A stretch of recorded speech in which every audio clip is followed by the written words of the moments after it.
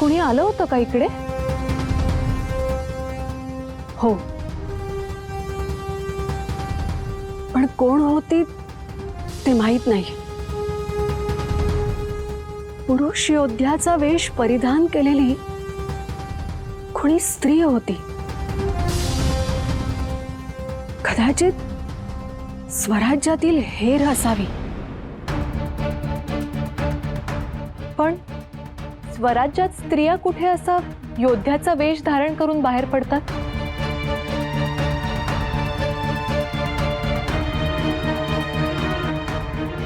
तारा राणींच्या तालमीत तयार झाल्या तशा बऱ्याच स्त्रिया. आता म्हणे मोहिमाही सुरू करतील त्या.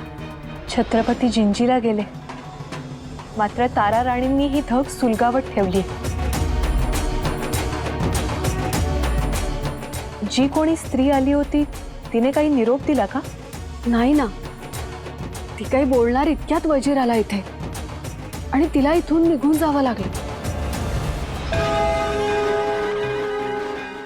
हे दिलं त्यांनी आम्हाला.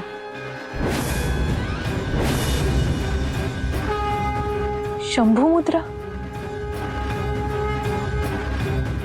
बाळराजे, त्या ते इथे. तुम्ही जा बरं, रात्र फार झालीये, झोपा आता. जी आऊसाहेब.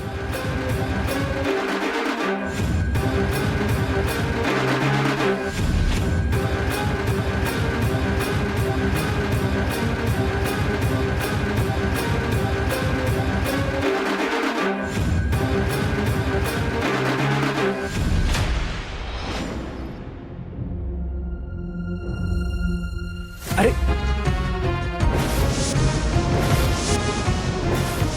मोहतरमा, आप जी यहाँ वहाँ क्यों घूम रही है?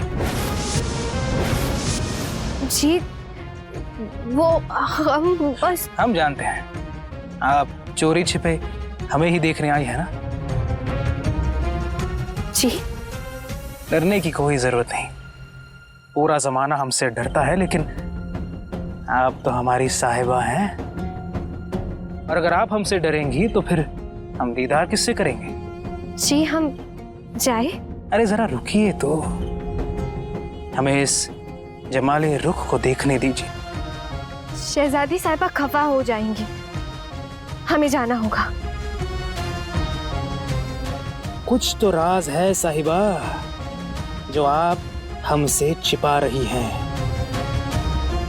बहुत जल्द ये राज हम आपसे उगलवा ही लेंगे.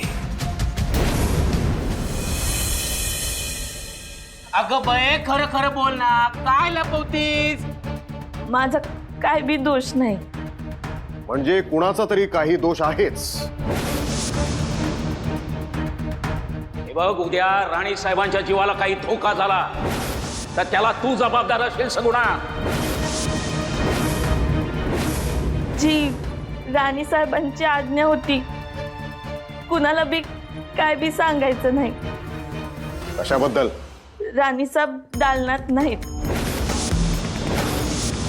मग कुठे गेल्यात त्या? औरंग्यावर हल्ला करायला. रानी साहिबा तकलीफें बढ़ती ही चली जा रही हैं। काम बख्श को शक हो गया है कि हम उसके खिलाफ कोई साजिश कर रहे हैं। सांभाळून नीना, जीव धोक्यात घालून काहीही करू नको. उसकी कोई फिक्र ही नहीं है रानी साहिबा। ये जान ही ना रहती अगर आपका सहारा नहीं मिलता. तरीही आम्ही तुला जीव जप एवढ्यासाठीच म्हणतो आहोत, कारण तुला अजून खूप काही करायचं आहे ना. जो हुकुम. राणी साहब, काय झालं बाबा? यो कागद बघा राणी साहब. वजीराला संशय आलाय राणी साहब. तात्याच्या वेशात कोण लढाऊ बाई छावणी चिरलीये त्याची चौकशी करायला हेर फिरतायत. आपण गावणार बघा. घाबरू नका, हे सारं होणारच याची अटकळ बांधूनच निघालो होतो आम्ही. जीवावर येणारा आव्हान नसेल तर त्यात काय मजा. ते बरोबर आहे, पण आपण इन विन तीन त्यांची फौज केवढी. मग काय करावं म्हणता?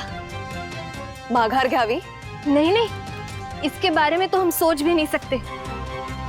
ह्या देवाचं नाव पर घाई केली पाहिजे. कशातून आवाज निघायच्या आत नरड सोडिलं पाहिजे असा वार करायचा. भले शाब्बास, हेच जिगर असायला हवं. अरे देवा, हे कसले वेडे धाडस. हे बघा, धीर सोडून चालणार नाही. आपल्याला तातडीने राणी साहेबांना माघारी आणावंच लागेल. हो पण शंकराजी, हा आतताईपणा अंगलटी आला तर कापरे भरते हो असा मनात जरी विचार आला तरी एक वेळ वाघाच्या गुहेत घुसून माघारी येणं सोपं. अहो पण दिल्लीपती आहे तो. त्याच्या एवढ्या मोठ्या फौजेत घुसताना राणी साहेबांनी जरा सुद्धा विचार कसा केला नाही हो. लाखांचं धनीपण पोचणाऱ्यांनी आपला जीव असा वारेवर उधळायचा नसतो हे कितीदा सांगावं आम्ही. पण तमात्य, काही गोष्टी घडून गेल्यानंतर आपल्या समोर येतात हो. आणि त्या स्थितीत आपणही हतबल आणि आम्ही हतबल असतो. असो, पण तमात्य, ही हतबलता झटकून आपल्याला पुढे सरसावायलाच हवं. एक शंभू राजांचं उदाहरण ठसठसीत आहे आपल्या समोर. ही जिव्हारी जखम कधीही भरून न येणारी. त्यातून आपण काही शहाणपण घेणार आहोत की नाही. जीव उधळायचा इतिहास असेल आपला, पण आज घडीला फक्त आणि फक्त बचावाचे धोरणच ठेवावे लागेल. रणात नेहमी घोडाच नसतो हो फेकायचा. कधी कधी ढालही फेकावी लागते. थोरल्या महाराजांनी तर हेच धोरण कितीदा तरी अवलंबलं हे कळायला नको का. अमात्य, आपण कारभारी असलो तरी हुकुमाचे ताबेदार. योग्य काय अयोग्य काय हा सल्ला आपण देऊ शकतो जर आपल्यावर विश्वास असेल तर. पण आपल्याला इथे काही विश्वासात घेऊन करायचंच नसेल तर आम्हाला तरी या पोकळ पदांचा हव्यास नाही. तर आम्ही काय म्हणतो, हे बोलत बसायची ही वेळ आहे का? अहो पण प्रत्येक वेळी जर असंच होत राहिलं तर मग झालं तरी त्यात आम्हाला काय बी चुकीचं वाटलेलं नाही.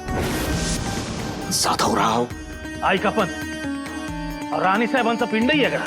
त्या हे करणार. वाघाच्या लेकरानं गवत खावं अशी अपेक्षा आपण करू नये. आणि आम्ही काय म्हणतो, आता काय चूक काय बरोबर यात वेळ घालवायचा नाही. आम्ही नीट टाकू राणी साहेबांची चुकूर बांधू तवाच परत येऊ. ठीक आहे जाधवराव, हवी तेवढी फौज घ्या आणि तातडीने निघा. उशीर व्हायला नको. जी.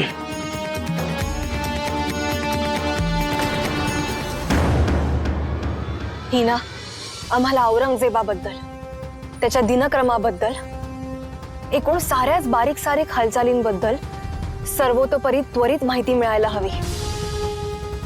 तो कधी जागा होतो, नमाज कधी अदा करतो, कधी जेवतो, कधी झोपतो, अशी सारीच माहिती. अवधी खूपच कमी आहे, त्यामुळे तातडीने योजना मांडायला हवी. त्यांच्या जेवणात विष कालवायचं का? म्या घेतो जोखीम शिरावर. नाही बाबा, असं मारण्यात कसब ते काय. बाबा, आम्ही फक्त औरंगजेबाचं मरण साधत नाही आहोत. आम्हाला साधायची ती स्वराज्यासाठी हरवलेली उमेद. आणि त्यासाठी त्या औरंगजेबाचा खात्मा होईल तो आमच्याच हातून.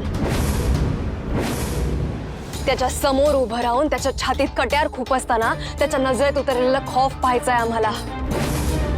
आणि ते भय असेल मराठी सत्तेबद्दलचं. ते भय असेल छत्रपतींच्या शौर्याबद्दलचं. आम्ही त्याचा खात्मा केला ही वार्ता चहू देशांना पसरेल ना, तेव्हा कुठे मराठी मुलूक संभ्रमाची कात टाकून उठेल. स्वराज्याला लागलेलं मुघली ग्रहण सुटेल. आमची धडपड आहे ती फक्त याचसाठी. अपरग्यात धोका केवढा आहे? धोका नाही, धाडस म्हणा. आणि ते आमच्या पाचवीलाच पुजलंय. फिर अब तो एक ही तरीका है, काम बख्श को अपने जाल में फंसाने का. आज ही रात को.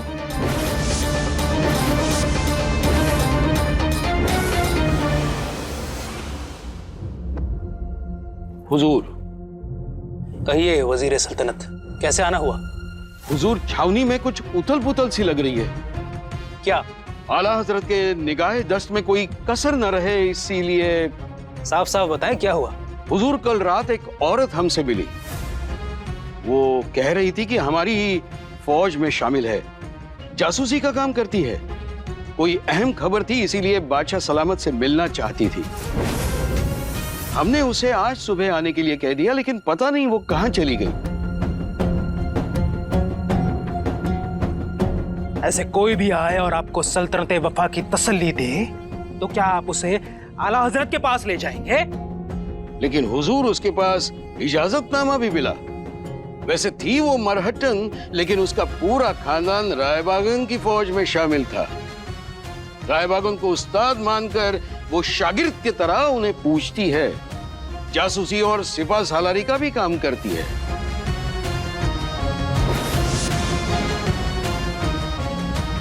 लेकिन आपको उसकी जांच पड़ताल कर लेनी चाहिए थी। हुजूर बात तो सही है, लेकिन हमारे फौज में इतने मरहट्टे हैं, किस किस की जांच करें? और ऐसा भी हो सकता है कि हमारे ही कौम का कोई गद्दार निकले, तो इस सूरत में हम क्या करें? जी, फिर भी हमें जब शक हुआ हुजूर, तो हम फौरन आपके पास चले आए। क्या आपने फौज में तहकीकात की? जी नहीं हुजूर, बात का बवाल हो जाए तो फौज में तहलका मच जाएगा। ठीक है, तो फिर ये बात हमारे ही बीच रहे। जी लेकिन सबको चौकन्ना रहना होगा। जी हुजूर, हमारे फौज का हर एक शख्स हमारे भरोसे का होना चाहिए, और गैर मर्जी शख्स या औरत को पनाह ना मिले, इसकी खबर हमें रखनी चाहिए।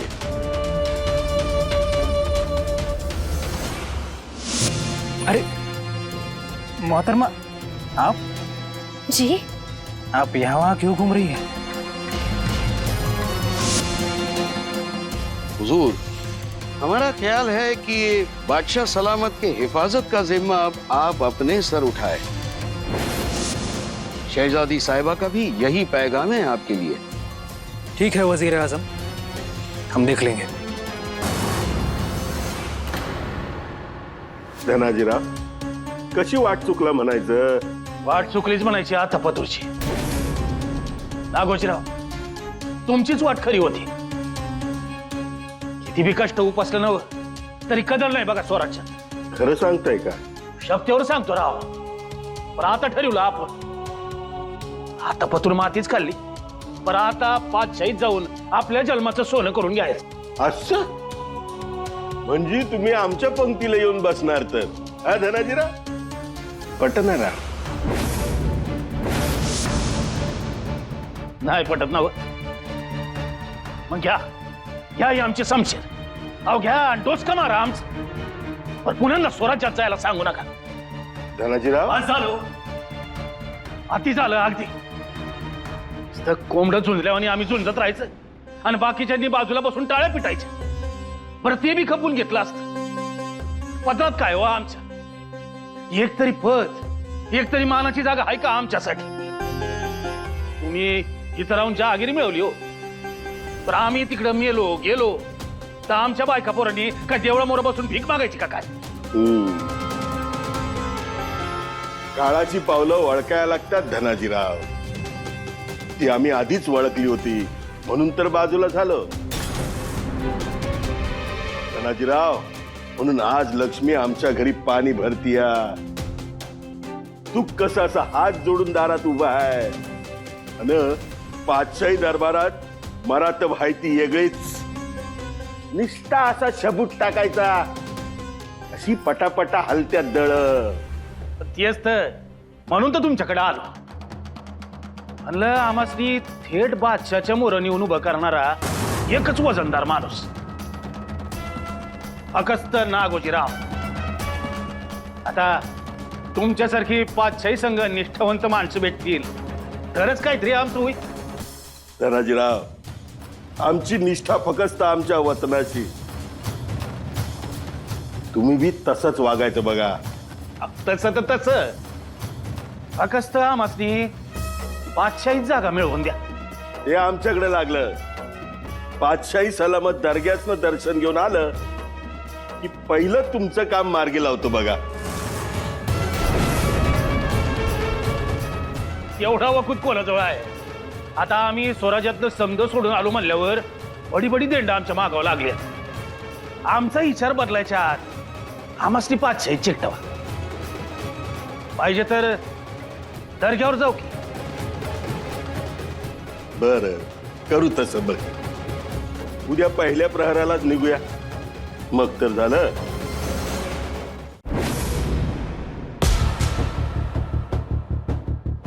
आणि साहेब, लय फैनाबाज काम झालंय बघा. हिना भेटली. हो, हिना ताई तर भेटल्याच आणि त्यांनी एक निरोप भी दिलाय. आज की रात कयामत की रात है. आज काम बक्षाचं पार लागते ती.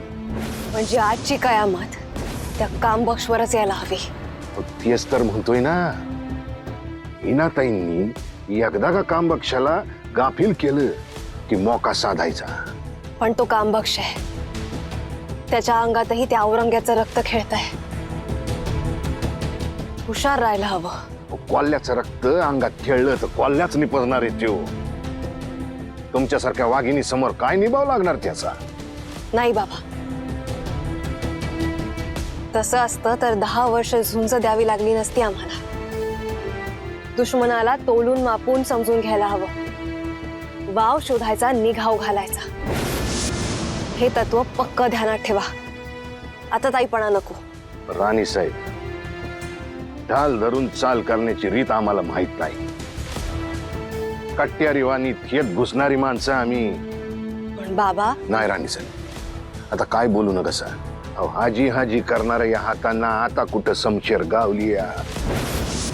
आता मागे नाही हटायचं. ह्या देवाचं नाव आज कौल घ्यायचा म्हणजे घ्यायचा.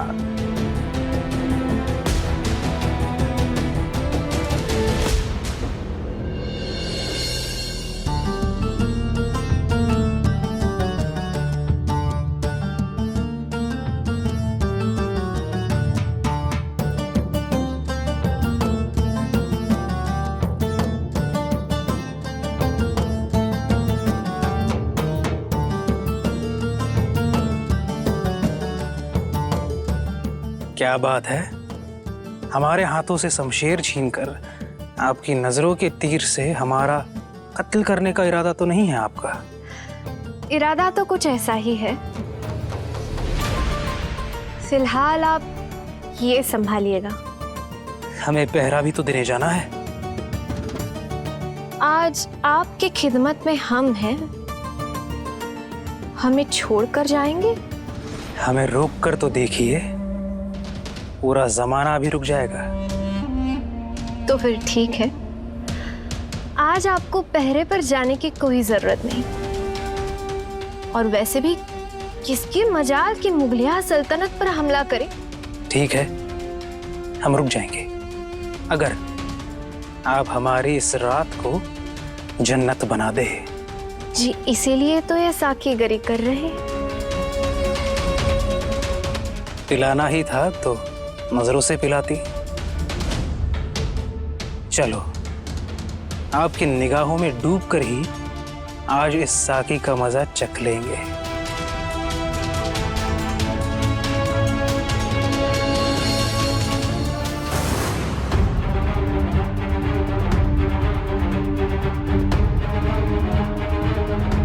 राणीसा, घ्या देवाचं नाव.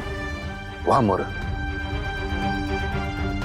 चौकीवर भारे तपासतील तर पवित्रा घ्या.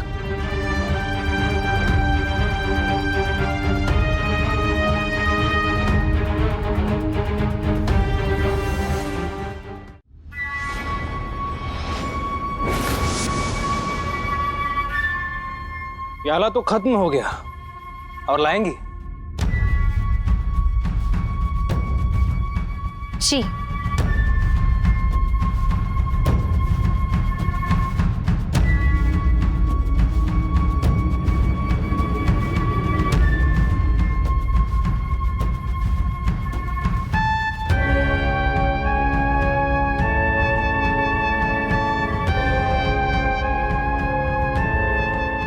लीजिए.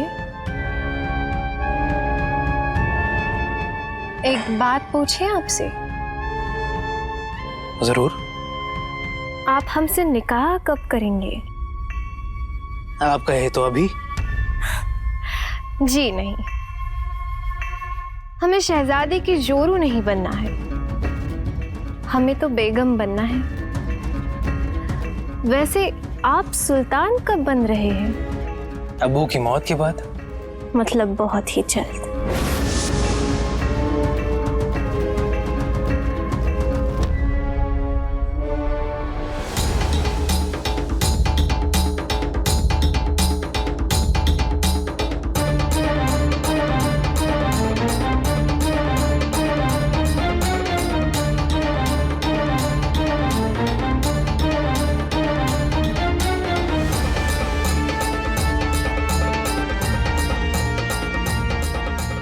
कामबख्श कुठे दिसत नाहीये. याचा अर्थ हिनाने त्याला गुंगावलाय. एकदा हिनाचा इशारा मिळाला की आपण थेट औरंगजेबाच्या तंबूत शिरू.